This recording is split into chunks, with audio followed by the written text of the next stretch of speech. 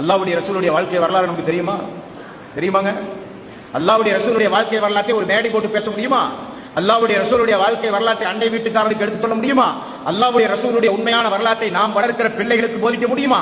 அல்லாஹ்வுடைய ரசூலுடைய வாழ்க்கை வரலாற்றை நம்மை பெற்றெடுத்த நம்முடைய தாய் தந்தைகளுக்கு போதிக்கிற அளவுக்கு இஸ்லாம் குறித்து, வேதம் குறித்து, அல்லாஹ்வுடைய ரசூலுடைய வாழ்க்கை வரலாறு குறித்து நாம் முழுமையாக அறிந்து வைத்திருக்கிறோமா? நெஞ்சிலே கை வைத்து சொல்லுங்கள்.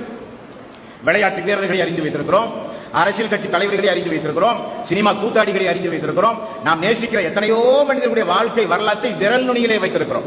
ஆனால் நமக்காக இறைவன் புறத்திலிருந்து நம்மை நரகத்திலிருந்து பாதுகாக்க, இருளிலிருந்து இந்த மனித சமுதாயத்திற்கு ஒளி விளக்காக இறைவன் அனுப்பிய அந்த தூதருடைய உயிரை விட மேலாக நேசிக்க மதிக்கத்தக்க அந்த தூதருடைய வாழ்க்கை வரலாற்றை நம்ம எத்தனை பேர் தெரிந்து வைத்திருக்கிறோம்?